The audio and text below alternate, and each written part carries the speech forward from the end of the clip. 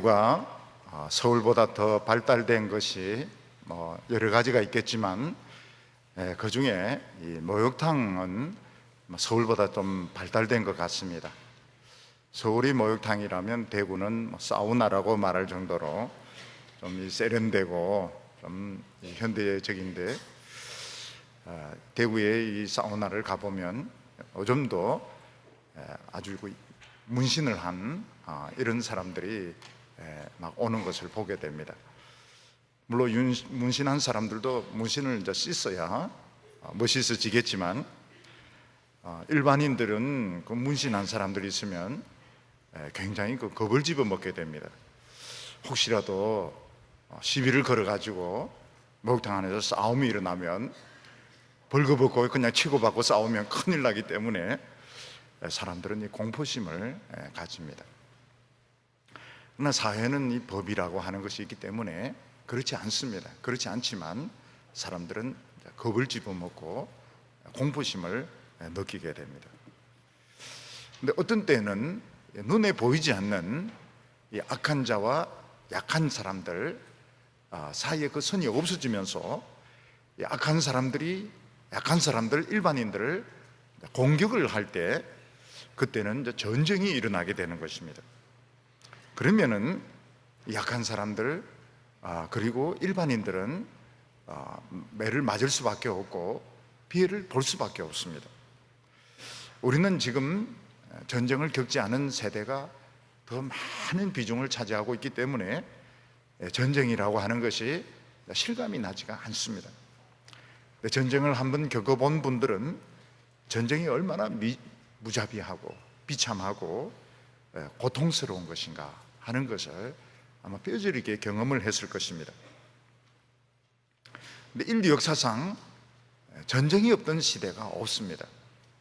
그래서 문화사다 이렇게 해서 역사책을 이렇게 읽어보면 문화사가 아니고 전쟁사인 것을 볼 수 있습니다. 전쟁을 통해서 기술이 달라지고, 전쟁을 통해서 제도가 달라지고, 전쟁을 통해서 영토가 달라지는, 결국 전쟁사는 문화사는 전쟁사로 되어 있다 하는 것을 볼 수가 있습니다.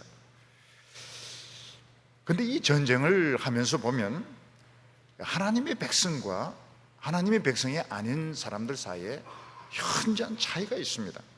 처음에는 틀림없이 힘이 있는 사람들, 무력을 가진 사람들이 전쟁을 월등하게 잘하고 전쟁을 이기게 됩니다. 그런데 하나님을 안 믿는 사람들은 그냥 그것으로 끝나는데, 하나님의 백성들은 아주 중요한 차이가 있습니다. 그게 뭔가 하면 악한 자가 월등한 힘을 가지고 몰아붙이고 이기고 멸망시키려고 하다가 더 이상 몰아붙일 수 없는 어떤 한계점이 생기게 됩니다. 그게 굉장히 이상한 특징입니다. 그리고 어느 순간이 지나면서 그 악한 자들이 몰락을 하게 되는데, 하나님의 백성들이 그 고통에서 벗어나서 자유를 얻게 되고 굉장히 그 하나님을 좋아하면서 하나님을 찬양하면서 하나님을 기뻐하는 것을 보게 됩니다. 그래서 시편 이 9편은 전쟁시라고 말할 수 있습니다. 힘이 없는 하나님의 백성들이 무자비하고 잔인하고 강한 힘을 가진 이런 사람들에게 걸려들어서 참 전쟁에서 많은 그 고통을 당하고 어려움을 당하고 다 멸망할 수밖에 없었던 그런 한순간에 하나님께서 이 약한 하나님의 백성을 지켜주시고 이기게 하시는 것에 대해서 찬양하고 노래하는 이 전쟁의 시인 것입니다. 오늘 이 말씀의 표제를 보면 다윗의 시 인도자를 따라 문납벤에 맞춘 노래라 이렇게 되어 있습니다. 여기 문납벤이라고 하는 것은 벤의 죽음 이런 뜻을 가지고 있는데, 어떤 사람들은 이 문납벤을 골리앗의 죽음 이렇게 부르는 사람도 있다고 합니다. 다윗은 골리앗과 싸워서 이기고 난 뒤에도 도저히 이길 수 없는, 상식적으로는 이길 수 없는 그런 전쟁을 많이 겪었는데, 하나님께서는 그때마다 참 상상하지 못했던 여러 가지 방법을 통해서 이김을 주셨습니다. 그래서 약한 자를 도우시고 약한 자를 이기게 하시는 하나님을 찬양하는 시가 시편 9편인 것입니다. 오늘 첫 번째로 보면 하나님의 백성들은 전심으로 하나님을 감사하고 찬송하게 된다, 이렇게 말씀하고 있습니다. 우리가 어떤 좋은 일이 생기면 친한 사람들 또는 많은 사람들 앞에서 참 자기가 잘한 것을 자랑하고 칭찬을 받기를 원합니다. 그런데 하나님의 백성들은 자기에게 어떤 좋은 일이 생겼을 때 다른 사람에게 자랑하고 칭찬받으려고 할 때 뭔가 이게 맞지가 않다, 이게 합당치가 않다, 이런 느낌을 가지게 됩니다. 그 이유가 무엇인가 하면 우리는 그걸 압니다. 내가 이래 이기게 되고 이런 좋은 일이 나에게 생기게 된 것이 내 힘이 아니라는 것을 아는 것입니다. 무슨 말인가 하면 나는 틀림없이 수치를 당하고 망하고 더 큰 어려움에 빠질 수밖에 없었는데 도저히 인간의 머리로 이해할 수 없는 어떤 일이 일어나면서 갑자기 뒤집어지면서 이기고 승리하게 되었고 좋은 일이 생기게 되었는데 과연 이 누가 한 것이냐? 다른 사람들은 그 생각 안 합니다. 그냥 결과만 가지고 이야기를 하지만 하나님의 백성들은 하나님이 하셨다는 걸 아는 것입니다. 나의 공로는 없고 하나님이 이기게 하셨고 하나님이 좋은 결과를 주셨고 하나님께서 참 이런 축복을 주셨다 하는 것을 알기 때문에 하나님의 백성들은 사람들 앞에서 자랑하고 칭찬받고 상을 받는 것보다는 전심으로 하나님께 감사를 드리게 되는 것입니다. 그래서 1절과 2절 말씀을 보면 내가 전심으로 여호와께 감사하오며 주의 모든 기이한 일들을 전하리이다. 내가 주를 기뻐하고 즐거워하며 지존하신 주의 이름을 찬송하리니, 이렇게 말하고 있습니다. 장군들이 전쟁에서 이기면 술을 마시면서 자기가 전쟁터에서 얼마나 용감했는지, 자기가 얼마나 훌륭한 작전 계획을 짰는지 그런 것을 자랑할 것입니다. 또 군인들은 전쟁에서 빼앗은 그 전리품들을 막 챙기면서 내가 얼마나 부자가 될 것인가 이런 것을 기대하고, 또 개선식을 하면서 얼마나 사람들의 칭찬을 받고 사람들의 박수를 받을 것인가 그런 것을 생각하게 됩니다. 근데 하나님의 종들, 하나님의 백성들은 큰 승리를 거두었을 때 아무도 만나지 않습니다. 벌판이라든지 골방에 들어가서 조용히 생각을 합니다. 도대체 어떻게 이런 좋은 결과가 나왔을까? 어떻게 해서 이 전쟁에 이기게 되었을까? 그것을 하나하나 생각을 해보는 것입니다. 이 바둑은 참 그 특징 중에 하나가 뭔가 하면 경기 끝나고 나서 끝난 게 아닙니다. 그 바둑을 두는 사람 처음부터 끝까지 한 번 더 둡니다. 그런데 복기라고 하는데 그걸 한 번 다시 두면서 그때 이렇게 했어야 되는데 저렇게 했어야 되는데 이러면서 그걸 일종의 이제 복습을 하는 것입니다. 마찬가지로 하나님의 백성들은 승리했다, 좋은 결과가 생겼다, 사람들에게 칭찬받고 자랑하고 끝나는 것이 아니고 혼자 들판에 가서, 혼자 골방에 가서 한 번 더 그거를 복습을 하는데 도대체 어떻게 이겼을까? 어떻게 이런 좋은 결과가 나타나게 되었을까? 그걸 곰곰하게 생각을 해보면 하나님께서 일하셨구나, 하나님께서 이 모든 것을 행하셨구나 하는 결론을 내리게 되는 것입니다. 처음에 전쟁을 시작할 때만 해도 상대방은 군사력이 막강했습니다. 전쟁을 굉장히 잘하는 사람들입니다. 장수는 아주 유명한 사람입니다. 우리 편에는 무기도 변변치가 않고 싸움 잘할 수 있는 사람도 없고, 우리는 다 비겁한 사람, 저쪽엔 굶주린 피해 굶주린 늑대들이고 우리는 아무 힘이 없는 사람들이고 절대로 전쟁에 이길 수가 없는데 어떻게 해서 이기게 되었을까 하는 것을 복습을 하게 되는 것입니다. 하나님을 안 믿는 사람들은 속에 야성의 습성이 있어서 싸움이 일어나면 싸웁니다. 얼마든지 싸워서 살아남습니다. 우리는 하나님의 말씀을 듣고 하나님을 믿으면서 하나님에게 길들여지게 되었습니다. 하나님을 의지하도록 모든 것을 먹는 것이나 입는 것이나 잠을 잘 때나 모든 것에서 하나님을 의지하도록 우리는 그렇게 길들여졌습니다. 그래서 하나님의 백성들은 이 싸움은 절대로 못합니다. 길들여진 사람은 싸울 수가 없습니다. 만약 우리가 옛날 같다면, 옛날 그 성질 같으면 우리도 한번 해볼 만합니다. 우리도 한번 해볼 만합니다. 저도 한번 해볼 만해요. 저도 막 옛날에는 막 무슨 논리적으로 싸우고 이렇게 하면 막 식욕이 땡기고 의욕이 생기고 막 머리가 막 돌아가고 이랬는데, 은혜를 계속 받다 보니까 논리는 무슨 논리입니까? 겁부터 나고 눈물부터 막 나고, 우리는 싸울 수가 없어요. 우리는 싸울 수가 없습니다. 은혜 받은 사람들은 누구하고 막 논리적으로 싸우고 힘으로 싸우고 그렇게 못하도록 우리는 훈련을 받았고 우리는 그렇게 길들여져 있는 것입니다. 그래놓고 하나님은 우리를 피에 굶주린 이리들과 싸우라 하면서 전쟁터에 내보내는데, 이게 얼마나 무서운 일입니까? 그래서 우리 힘으로는 절대로 못 싸웁니다. 절대로 이길 수도 없고 싸울 수도 없고 우리는 절대로 안 됩니다. 그러면 우리는 그럼 어떻게 해야 됩니까? 기도하는 가운데서 봐야 됩니다.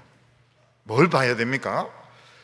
우리 앞에 쇠막대기를 들고 있는 목자를 봐야 되는 것입니다.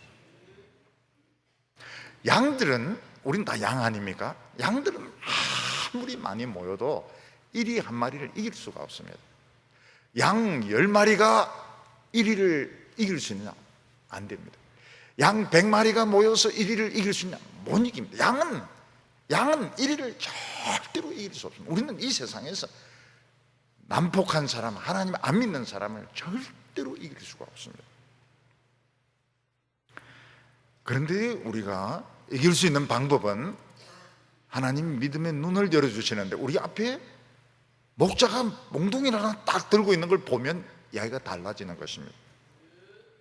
목자는 몽둥이가 굉장히 크고 단단합니다. 이리가 오면 어떻게 됩니까? 그 몽둥이 머리를 막 때립니다. 엉덩이를 때립니다. 그래서 이리를 내쫓습니다. 이거를 못 보면 세상 이길 자신이 없어요. 직장생활 할 자신이 없고 학교 다닐 자신이 없습니다. 근데 목자를 보면 어디든지 갈 수가 있습니다. 우리가 이 세상에 살다 보면 악한 사람하고 우리하고는 만날 기회가 별로 없습니다. 만날 기회가 별로 없는데, 그래도 직장이나 학교나 이러면서 만날 때가 있고 공격을 당할 때가 있습니다. 그때 우리는 벌벌 떱니다. 벌벌 떨고 우리는 절망하고, 좀 도대체 어떻게 이런 상황에서 빠져나올 수 있을까? 하나님 말씀을 막 들으면서 뭘 보게 되면 뭡니까? 우리 앞에 우리 목자 주님이 단단한 몽둥이, 박달나무 몽둥이, 쇠몽둥이. 어떤 사람은 성경에 박달나무가 어디 있습니까? 그럼 그냥 나무, 단단한 나무 딱 들고 서 계신 거예요.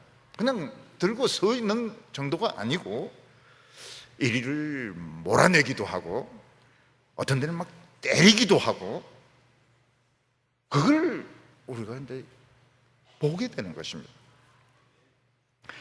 그때 우리가 참 놀라게 되는 것이 뭔가 하면, 하나님은 우리의 그 머릿속에, 상상 속에 있었고 성경 속에만 그냥 계셨습니다. 근데 그 하나님이 현실 가운데 뛰어나와서 내 편에 있어서 싸우시고 내 편에 있어서 소리치시고 내 편에 서서 막 원수들을 밀어붙이는 것을 보면 굉장히 신기한 겁니다. 예를 들어서 보물책 보면 보물들이 다 그림 속에, 책 속에 있지 않습니까? 근데 그 보물들이 막 튀어나와가지고 내 손에 이 다이아몬드 막 이런 보석들 만지고 막 빛이 나고 그럴 수 있다면 굉장히 신기하죠. 우리는 수없이 예배를 드리고 수없이 기도를 하지만 늘 하나님은 성경책 속에 있는 하나님, 늘 내 머릿속에 계신 하나님, 그런 하나님으로 생각할 때가 많습니다. 근데 책 속에 계신 하나님, 내 생각 속에 있는 계신 하나님을 누가 불러내느냐, 누가 현실 속으로 불러내느냐? 놀랍게도 악한 사람이 불러내는 것입니다. 악한 사람이 하나님의 백성들 막 해치려고 할 때, 우리의 목을 막 조르려고 할 때, 견딜 수 없는 고통을 줄 때, 그 책에만 계셨던 하나님, 내 머릿속에만 계셨던 목자가 현실 가운데 나타나서 그 악한 자를 때리시고 밀어내시고 내 백성을 건드리지 마! 이렇게 소리칠 때 너무너무 신기한 거예요. 너무너무 신기해요. 성경이 살았다. 성경이 살아있다. 성경책 속에 있는 목자가 오늘 현실 가운데 뛰어나와서 움직이고 계신다. 그림책 속에 있는 보물이 내 손에 만져지고 빛을 내고 있다. 굉장히 그 놀라운 체험인 것입니다. 3절에 보면 내 원수들이 물러갈 때에 주 앞에서 넘어져 망함이니이다. 다윗이 이제 전쟁하면서 느낀 것이 뭔가 하면 악한 자들이 막 맹공격을 퍼붓습니다. 막 정말 코에서 막 김을 내면서 막 덤벼들으면서 하나님의 백성들을 다 멸망시키려고 이렇게 하는데 어느 선 이상은 못 나오는 겁니다. 어느 수준 이상은 못 넘어. 아무리 모략을 짜고 계획을 세워도 어느 선 이상은 건드리지 못하고, 왜냐하면 자기들끼리 의견이 또 안 맞아요. 자기들끼리 의견이 안 맞기도 하고, 막 비가 오기도 하고, 바람이 불기도 하고, 막 자기들끼리 다투기도 하고 이러면서 그냥 처음대로만 공격했으면 하나님의 백성들은 망하는 건데 갑자기 그들이 뭐가 변화가 일어나게 됩니다. 그리고 이제 막 뒷걸음질을 치기 시작합니다. 이상하게 뒷걸음질 막 치기 시작하면 일제히 넘어지는 겁니다. 왜 넘어지는 거 보면 그게 주님이 계신 겁니다. 주님이 계시면서 다 넘어져라 이러니까 막 뒷걸음질 치다가 막 거품 몰면서 막 넘어지고 못 일어나는 겁니다. 그때 다윗이 깨달은 것이 뭔가 하면 악한 자는 우리 주님 근처에 오면 쓰러지는구나. 우리 주님 옆에 오기만 해도 거품 몰리면서 죽을 수밖에 없구나. 굉장히 그 신기한 체험을 했던 겁니다. 다윗은 여러 가지 그 어려움을 겪으면서 책 속에 있던 하나님이 현실 가운데 살아나는 것을 경험하게 되었고, 악한 자들이 주님과 떨어져 있을 때는 막 공격을, 주님 근처에 오면 일제히 쓰러지고 그리고 죽는 것을 보게 되었던 것입니다. 그것을 보고 다윗은 어떤 태도를 취합니까? 내가 전심으로 하나님께 감사를 했다고 말하고 있습니다. 여기 전심으로 했다는 것은 거기 자기 자랑이나 뭐 자기 뭐 공로 이런 것들은 조금 더 들어있지 않고, 거기는 그냥 온 힘을 다해서, 전심을 다해서 하나님께 감사했다는 것입니다. 우리가 너무너무 고마울 때 어떻습니까? 너무너무 고마우면 우리가 감정이 우리에게서 흘러 넘치면 웁니다. 울게 됩니다. 그 사람이 너무 고마우면 웁니다. 울면서 감사합니다. 하나님 감사합니다. 하나님 아니면 우리 다 죽었습니다. 참 하나님 정말 놀랍습니다. 막 중얼중얼 거리면서 옆에 사람들이 보면 막 미친 사람 같아요. 막 울면서 고맙습니다. 고맙습니다. 감사합니다. 그리고는 찬송을 부르는 거예요. 찬송을 부르는데 힘을 다해서, 힘을 다해서, 전력을 다해서. 이렇게 부르면 막 누가 시끄럽다고 하지 않을까? 이렇게 부르면 누가 조롱하지 않을까? 그런 거 눈치를 보지 않을까?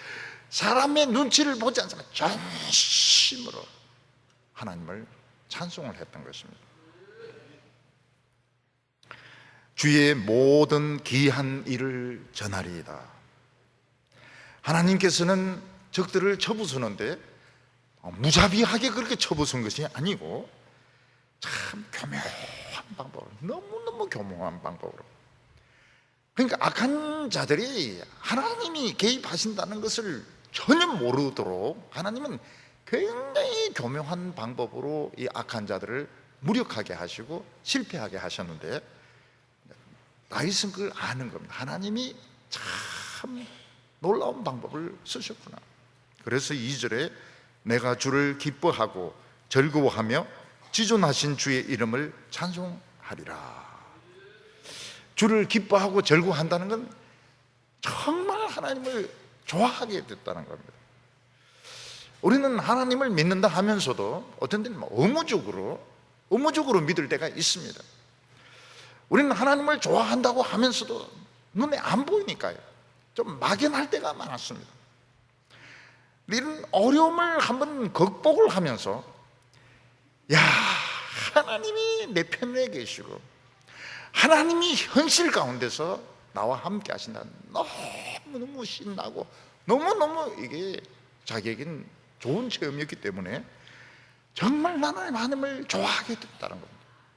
어떤 돈보다도, 어떤 명예보다도, 어떤 감투보다도 나는 하나님을 정말 좋아하게 되었다고. 하나님을 한번 겪어보니까 하나님을 너무너무 좋아하게 됐다고 말합니다.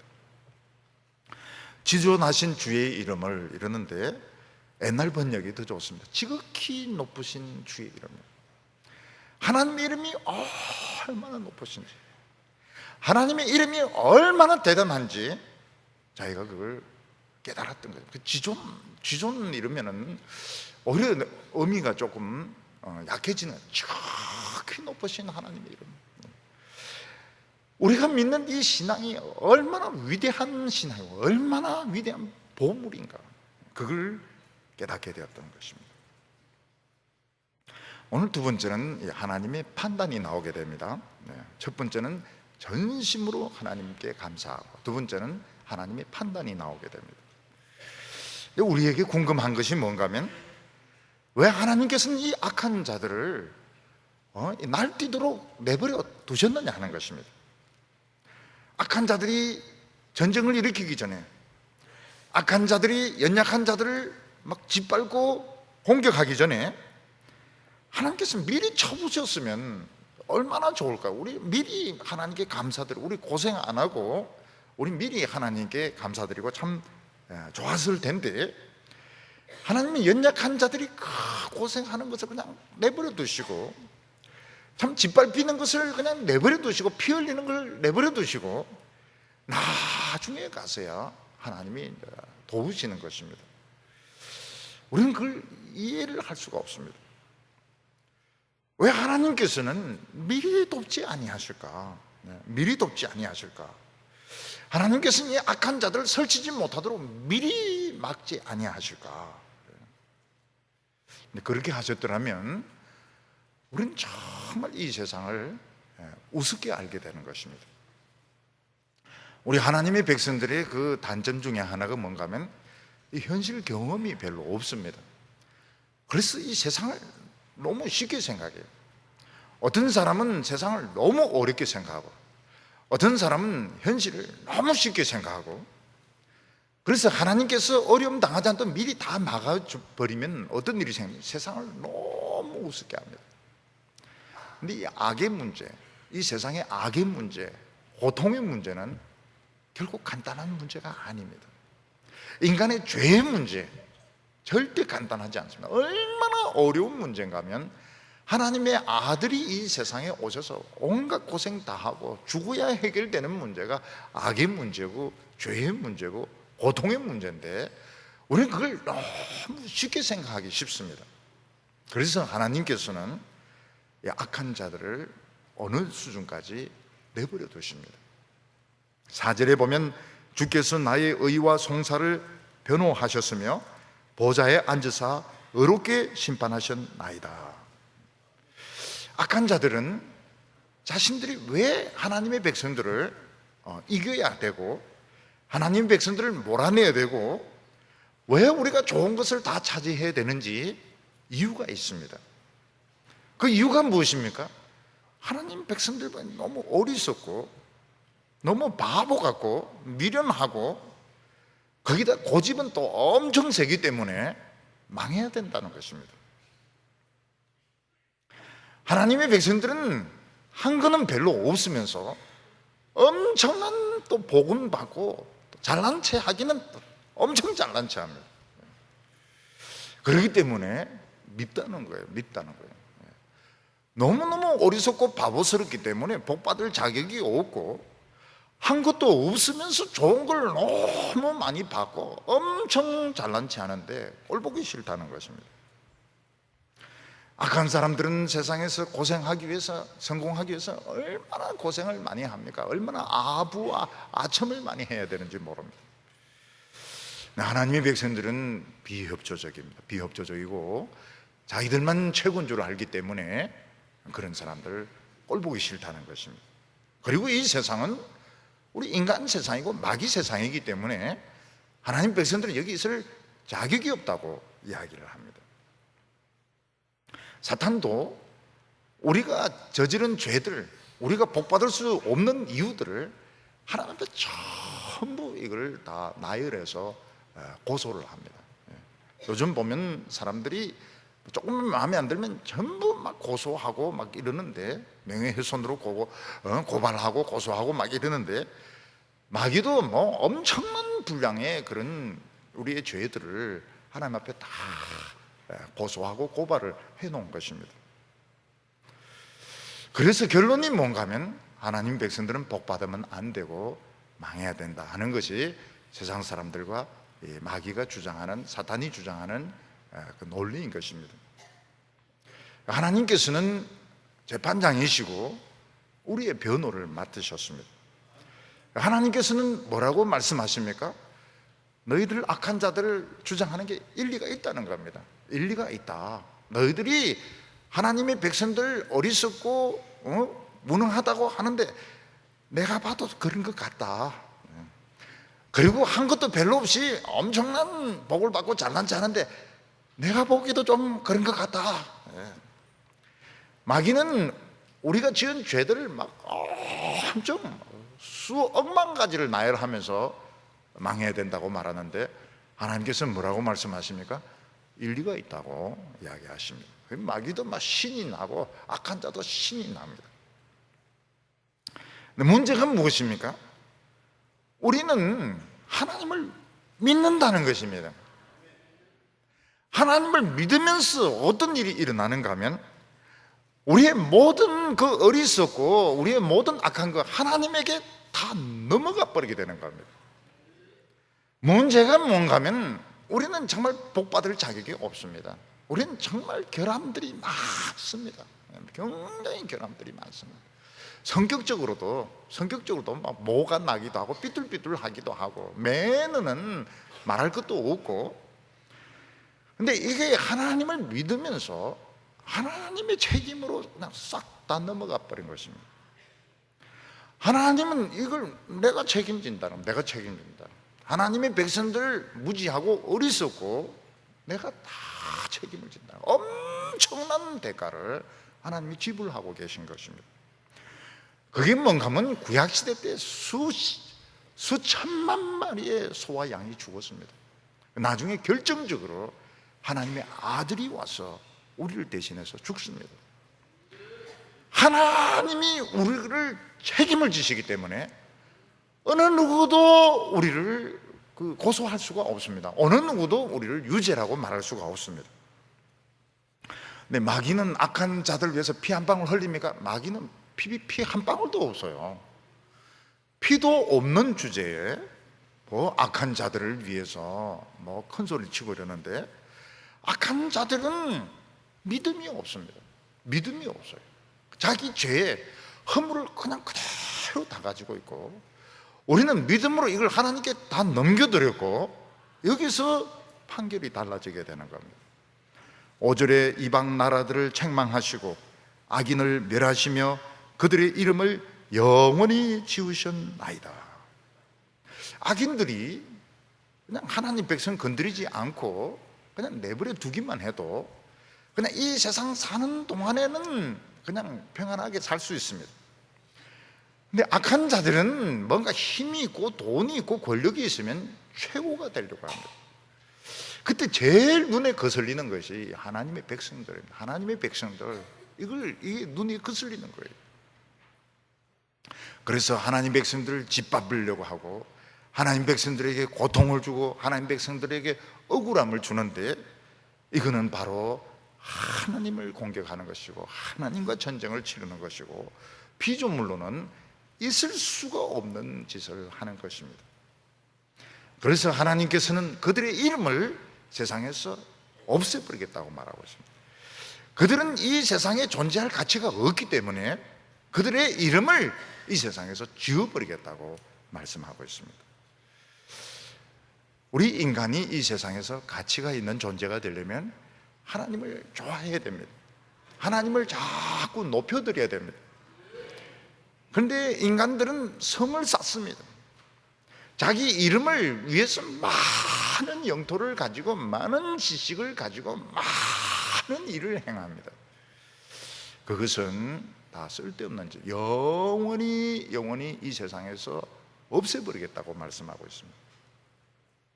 6절에 원수가 끊어져 영원히 멸망하여 사오니 주께서 무너뜨린 성읍들을 기억할 수 없나이다. 세상에서 힘이 있고 머리가 있고 그런 유능한 사람은 어떻게 해서든지 큰 성을 쌓고 많은 것을 가져서 자기 이름을 내려고 합니다. 그런데 오래가지 않아서 그 사람은 죽습니다.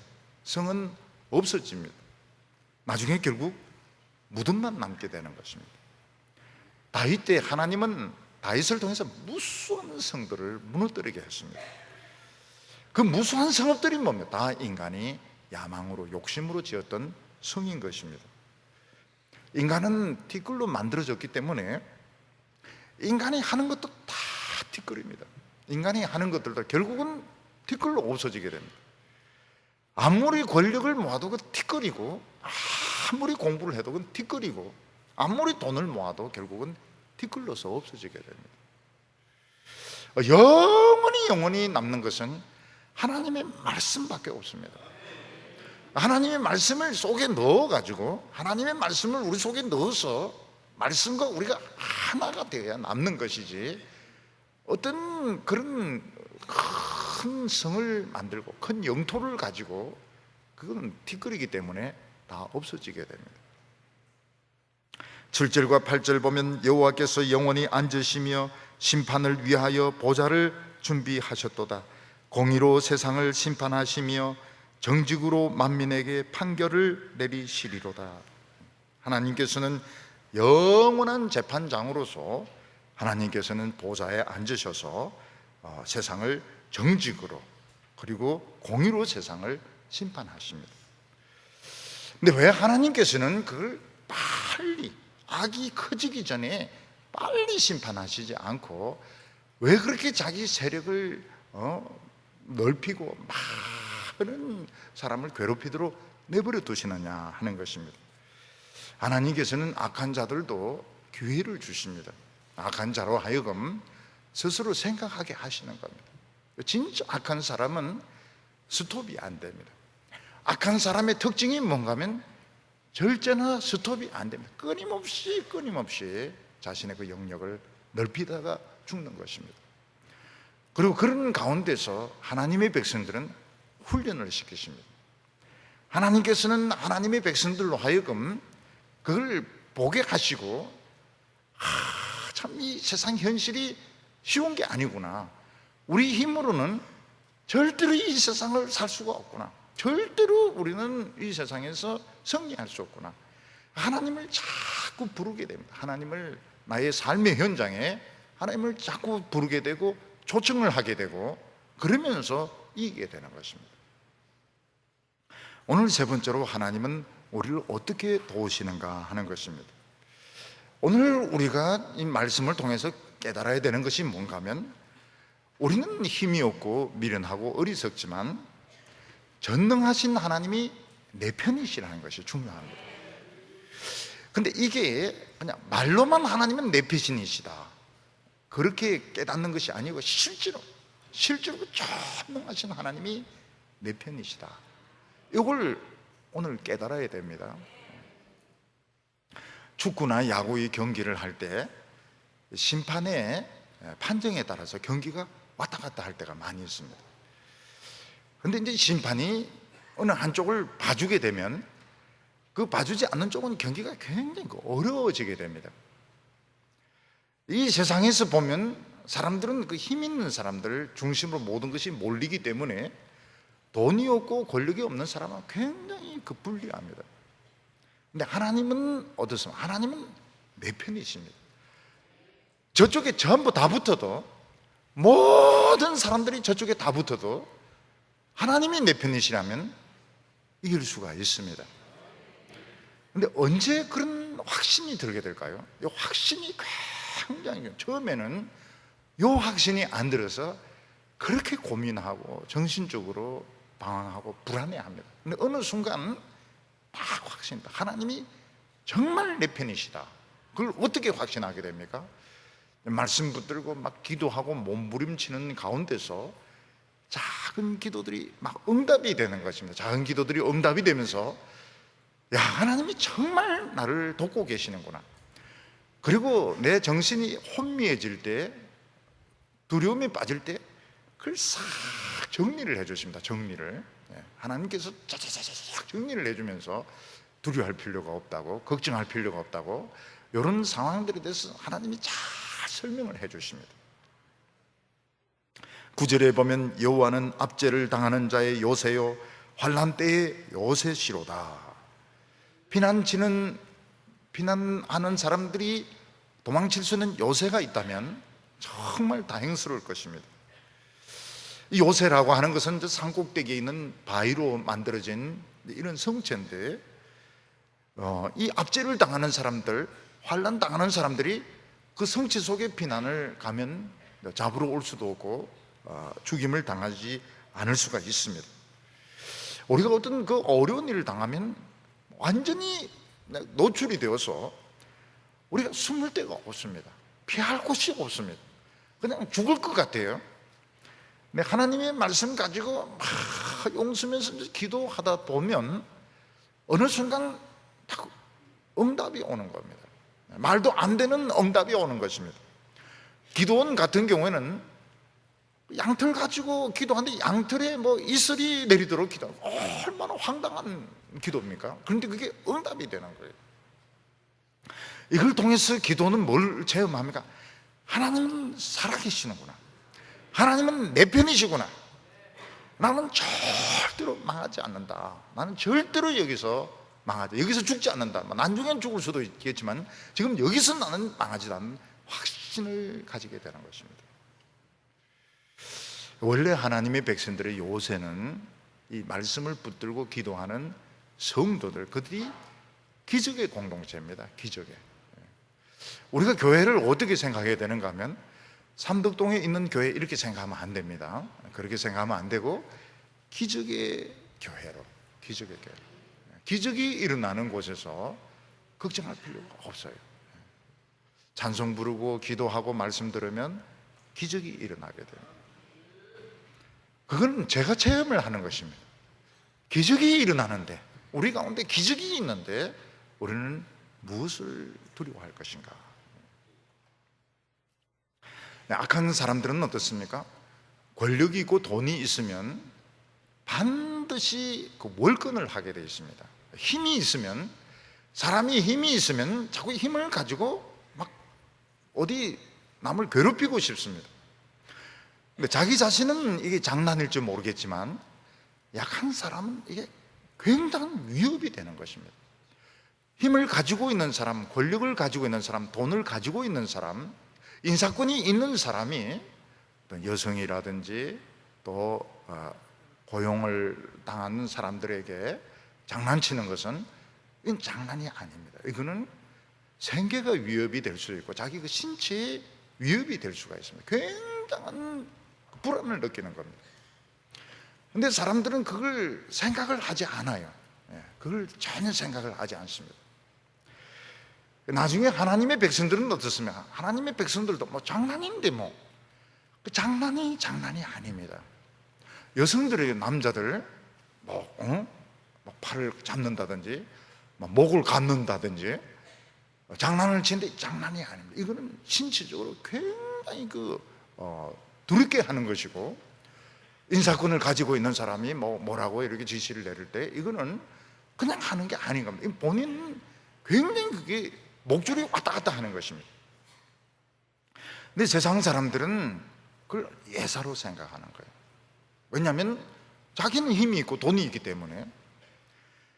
그래서 이 정의라고 하는 것은 굉장히 중요한 겁니다. 하나님의 백성들이 평소에 이 정의라고 하는 것을 참 소중하게 생각해요. 정의라고 하는 것이 뭐 법을 엄격하게 집행, 이런 게 정의가 아닙니다. 정의라고 하는 것은 약한 사람들에게 이야기를 하게 하는 거예요. 너 말하고 싶은 거 있으면 이야기 좀 해라는 겁니다. 쉽게 자기 그 억울한 거, 답답한 것을 이야기할 수 있는 기회를 주는 것이 정의인 것입니다. 그리고 거기에 한 걸음 더 나가서 친절할 수 있다면, 그 사람이 말하기 전에 그의 고통을 도와줄 수 있다면, 해결해 줄 수 있다면 너무너무 좋은 겁니다. 너무너무 좋은 겁니다. 오늘 사람들은 권력을 가지려고 하고 돈을 많이 가지려고 하고 높은 자리에 올라가는 것을 목적으로 하고 있지, 거기서 이 정의라고 하는 거, 정의가 얼마나 아름다운가. 힘을 가진 사람이 남의 이야기를 들어준다고 하는, 이야기를 좀 하도록.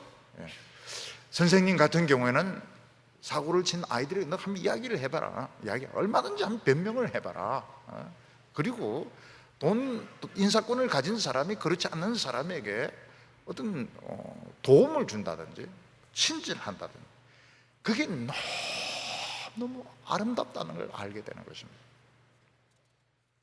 그래서 이 하나님의 백성들은 뭔가 내가 많은 걸 가지고 높은 자리에 올라가는 것을 목적으로 해서는 안 됩니다. 이 정의라고 하는 것은 굉장히 아름다운 것입니다. 너무너무 아름다운 것입니다. 누구에게 법을 집행하고 비난하기 전에 충분히 설명을 할 수 있도록. 여성들 같은 경우에는 굉장히 약합니다. 아주 약합니다. 또 청소년들 같은 경우에는 약합니다. 가난한 사람들은 아주 약합니다. 불리합니다. 그들에게 마음껏 한번 자기 이야기를 한번 해봐라 이거야. 자기가 힘든 거, 억울한 거 있으면 이야기를 해봐라는 것입니다. 안 들어주려고 그래요. 왜냐하면 그래봐야 뭐 자기에게 돌아오는 것도 없고 막 법으로 탁탁탁탁 이렇게 하는데, 그 정의가 아닙니다. 비겁한 겁니다. 굉장히 비겁한 거예요. 법 뒤에 숨어가지고 아주 비겁한 겁니다. 하나님은 그런 사람을 경멸하겠다고 이야기합니다. 그래서 하나님께서는 하나님의 백성들을 어려움에 집어넣습니다. 왜냐하면 우리도 사실은 똑같거든요. 약한 사람 이야기를 내가 왜 들어줘야 돼? 내가 왜 친절해야 돼? 왜 내가 그런 사람들 때문에 마음에 고통받아야 되고 잠을 못 이루어야 되는가? 하나님께서 너 한번 약한 자가 한번 되어봐라. 자기가 한번 당해보니까 이게 예사 문제가 아닌 겁니다. 그래서 하나님 앞에 막 부르짖으면서 기도합니다. 부르짖으면서. 하나님 앞에 약한 자들은 어디에 호소할 데가 없으니까 하나님께 막 부르짖으면서 기도합니다. 근데 하나님이 들어주세요. 그때 무엇을 깨닫는가 하면, 사람이라고 하는 게 좀 잘못됐다 하더라도 이야기할 수 있는 그 기회를 준다는 게 참 중요하구나. 또 힘을 가진 사람이 조금 친절을 베푸는 것이 굉장히 도움이 되고, 약한 사람에게는 참 세상을 살아갈 그런 의욕을 느끼게 되고 세상을 보는 눈이 달라지게 되는구나. 정의를 아주 좋아하는 이런 사람이 되게 되는 것입니다. 10절과 11절 보면 여호와 이름을 아는 자는 주를 의지하오리니 이는 주를 찾는 자들을 버리지 아니하심이니이다. 너희는 시온에 계신 여호와를 찬송하며 그의 행사를 백성 중에 선포할지어다. 여호와의 이름을 아는 자는 주님을 의지하게 돼. 왜냐하면 하나님은 정의의 하나님이십니다. 하나님은 우리에 대해서 아주 친절하십니다. 하나님은 우리에게 마음껏 이야기하십니다. 부르짖으라. 그 말이 뭡니까? 억울하고 답답한 게 있으면 다 이야기하라. 내가 들어주겠다는 것입니다. 너희는 시온에 계신 여호와를 찬송하며 정의로우신 하나님, 정의를 사랑하시는 하나님을 찬송하며 그 약한 자들을 무시하지 않는 하나님을 참 좋아하게 되는 것입니다. 12절에 보면 피 흘림을 신문하시는 이가 가라사대 그들을 기억하시며 가난한 자들의 부르짖음을 잊지 아니하시도다. 사람이 이제 피를 흘렸습니다. 피 흘리면 안 됩니다. 피를 흘리면 안 됩니다. 권력자들이 정권을 이런 가지는 과정에서 피를 흘리는 경우가 있는데 이건 용서가 안 돼요. 이거는 간단하지가 않습니다. 우리나라도 이렇게 발전하는 과정에서 피를 흘린 이런 역사들이 있습니다. 이거는 용서가 안 돼요. 그래서 그 권력자들이 굉장히 그 말로가 좋지가 않습니다. 왜냐하면 피를 흘리기 때문에. 피 흘리면 이거는 용서가 안 되는 겁니다. 가난한 자는 어디 가서 호소할 데가 없습니다. 근데 하나님은 가난한 자들의 그 호소를 잘 들어주십니다. 돈이 없는 사람들은 기도하면 됩니다. 기도하면 하나님 굉장히 잘. 너 돈 없어? 그러면 빨리빨리 이야기해라. 내가 다 들어줄게. 어떤 분은 돈 없는데 기도 안 들어주시던데요. 그런 소리 하지 마세요. 기도하지도 안 하고 그런 소리 하지 마세요. 하나님은 다 들어주십니다. 돈 없어도 교회가 돈이 없어서 나는 돈이 없어서 신앙생활을 못하겠습니다, 그런 말 나오면 안 됩니다. 그거는 기독교가 썩고 부패한 것입니다. 돈이 없어서 나는 교회 집사 못하겠습니다. 그거는 굉장히 잘못된 겁니다. 하나님은 돈 없는 사람 기도를 굉장히 좋아하십니다. 여기 보면 여호와여 내게 은혜를 베푸소서 나를 사망의 문에서 일으키시는 자여. 이 사람이 지금 사망의 문에 지금 문턱에 걸려 있습니다. 사탄이 그를 멸망시키려고 질질질 끌고 갔습니다. 어디까지 끌고 갔습니까? 사망의 입구까지 끌고 지금 문턱에 지금 발이 걸려가지고 지금 안 넘어가고 있습니다. 지금 힘을 조금 더 주면 사망으로 넘어가는 이런 상태에 있는 것입니다. 거기서 그냥 문턱을 잡고 하나님께 도와달라고 막 부르짖습니다. 근데 그 사람이 살아납니다. 하나님께서 그 사람을 일으켜 주신다고 말씀하셨습니다. 14절에 그리하시면 내가 주의 찬송을 다 전할 것이요 딸 시온의 문에서 주의 구원을 기뻐하리다. 지금 아직 고통에서 벗어나지 못했습니다. 근데 주님이 나를 이 사망의 문턱에서 일으켜 주시면 하나님을 찬송하겠습니다. 온 힘을 다해서 내가 죽는 날까지 시온의 문에서 하나님을 찬송하고 노래하겠습니다. 15절에 이방 나라들은 자기가 판 웅덩이에 빠지며 자기가 숨긴 거물에 자기 발이 걸렸도다.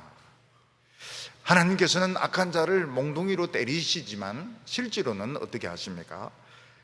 본인들이 못 느끼는 방법으로 망하게 하십니다. 왜냐하면 그들은 하나님을 알 자격이 없습니다. 우리는 이렇게 보면 하나님이 하시는 걸 알 수 있지만 악한 자들은 그걸 전혀 모릅니다. 자기들이 판 웅덩이에 빠지도록 만듭니다. 다른 사람이 빠지도록 웅덩이를 만들어 놨는데 자기들이 빠집니다. 왜냐하면 잊어버렸거든요. 구체적으로 어떻게 됩니까? 힘을 가진 사람은 반드시 부정을 저지릅니다. 부정을 저지르고 분명히 사람에게 많은 그 불의를 행합니다. 하나님께서는 그걸 드러내시기만 해도 그게 발표만 되어도 스스로 망하는 겁니다. 근데 하나님의 종들은 어떻습니까? 그걸 다 합니다. 모든 것이 다 드러납니다. 언젠가는 모든 것이 다 알려지게 됩니다. 그래서 절대로 안 합니다. 힘을 가지고 있을 때, 권력을 가지고 있을 때 절대로 그걸 남용을 안 합니다. 그래서 자기 웅덩이에 빠지지 않아요. 하나님을 안 믿는 사람이 높은 자리에 올라가는 게 웅덩이입니다. 하나님을 안 믿는 사람이 많은 공부를 하는 것이 자기 웅덩이를 빠지는 겁니다. 왜냐하면 그 공부한 거로 안 끝나요. 그걸 가지고 재주를 막 부립니다. 막 이상한 짓을 자꾸 해요. 결국은 자기 함정에 빠지는 겁니다. 돈을 번 사람들은 그 돈을 가만히 가지고 있는 사람이 없으면 그 돈을 가지고 자꾸 이상한 짓을 합니다. 결국은 그렇게 해서 스스로 웅덩이에 빠지게 되는 겁니다. 17절에 악인들은 스올로 돌아가며 하나님을 잊어버린 모든 이방 사람들이 나라들이 그리하리로다. 인간의 가장 비참한 것이 뭐냐? 하나님을 기억하지 못하는 것입니다. 하나님을 잊어버린 나라들, 하나님을 잊어버린 백성들, 제일 비참한 사람들인 겁니다. 그러나 18절에 보면 궁핍한 자가 항상 잊어버림을 당하지 아니함이며 가난한 자들이 영원히 실망하지 아니하리로다. 궁핍하다고 해서 하나님 다 기억하는 것도 아니고 가난하다고 해서 영원히 실망하지 않는 거 아닙니다. 이 사람들은 가난과 궁핍을 통해서 하나님을 안 사람들입니다. 하나님의 말씀에 가치를 발견한 사람들입니다. 이런 사람들은 절대로 하나님이 잊지를 않습니다. 고통 가운데 잊지를 않습니다. 그런 사람들을 절대로 실망을 당하지 않습니다. 그래서 19절과 20절에 보면 여호와여 일어나사 인생으로 승리를 얻지 못하게 하시며 이방 나라들이 주 앞에서 심판을 받게 하소서. 여호와여 그들을 두렵게 하시며 이방 나라들이 자기는 인생뿐인 줄을 알게 하소서. 인간이 아무리 똑똑하고 권력이 많아도 티끌입니다. 티끌이 왕관을 쓰고 티끌이 돈을 많이 가지고 티끌이 많은 나라를 차지한다 그래도 결국 바람이 불면 다 없어지게 됩니다. 사람이 참 놀라운 것이 뭔가 하면 많이 모이면 많이 모일수록 이상한 능력이 나타납니다. 10명이 모였을 때 틀리고 100명이 모였을 때 틀리고 10,000명이 모였을 때 틀립니다. 사람들은 사람이 많아지면 많아질수록 못하는 것이 없다는 이런 착각을 가집니다. 사실은 사람이 많아지면 많아질수록 별 희한한 그 재주를 가진 사람, 그냥 한두 명은 하지 못하는 그런 일들을 해냅니다. 근데 그것은 착각입니다. 착시 현상이고 그것은 신기루 현상입니다. 사람은 거기에 속습니다. 우리가 이 세상 살면서 위대한 것이 무엇입니까? 하나님을 붙드는 것입니다. 하나님을 나의 요새로 삼는 것입니다. 책 속에 있는 하나님, 내 머릿속에 있는 하나님이 현실 가운데 나타났을 때 우리는 하나님을 정말 좋아하게 됩니다. 하나님이 우리 앞에서 몽둥이 쓰고 계신 것, 들고 계신 것을 여러분들이 보시기를 바랍니다. 그러면 두렵지 않습니다. 장사하는 것도 무섭지 않고 공부하는 것도 무섭지 않고 세상이 무섭지가 않습니다. 근데 그 주님이 눈에 보이지 않고 내 힘으로 나가려면 우리 다시 1위가 돼야 됩니다. 우린 다시 사나워져야 되고 다시 악해져야 되는데 그것은 실패하는 것입니다. 하나님이 가난한 자를 기억하십니다. 하나님이 우리를 잊지 않는다고 말씀하셨습니다. 우리는 무조건 전심으로 하나님께 감사하고 전심으로 하나님께 찬송을, 죽을 때까지 영원히 하나님만 자랑하는 성도들 되시기를 바랍니다. 기도드리겠습니다. 거룩하신 하나님 아버지, 위대하신 하나님 아버지, 우리로부터 멀리 계시지 않고 오늘 여기에 찾아오시며 우리의 손을 붙들고 계신 하나님 아버지, 오늘 우리의 눈을 열어주시기를 원합니다. 예수님께서 지팡이를 가지고 우리 무리 가운데 계신 것을 보게 하여 주시옵소서. 이곳이 기적이 일어나는 성전인 것을 보게 하여 주시옵소서. 우리 힘으로는 아무것도 할 수 없습니다. 우리는 어리석고 미련합니다. 우리의 모든 허물과 죄를 예수님이 십자가 위에 못 박은 것을 우리가 믿게 하여 주시옵소서. 주여, 이곳에 성령의 바람이 불게 하여 주시기를 원합니다. 우리는 약하지만 하나님은 능치 못함이 없다고 말씀하셨습니다. 주여, 우리에게 이 믿음 허락하여 주시옵소서. 하나님만 자랑하게 하여 주시고 하나님만 높여드리게 하여 주시옵소서. 오늘 저희들의 기도에 권세를 주시기를 원합니다. 저희들의 기도에 하나님의 능력이 나타나게 하여 주시옵소서. 예수님의 이름으로 기도하옵나이다.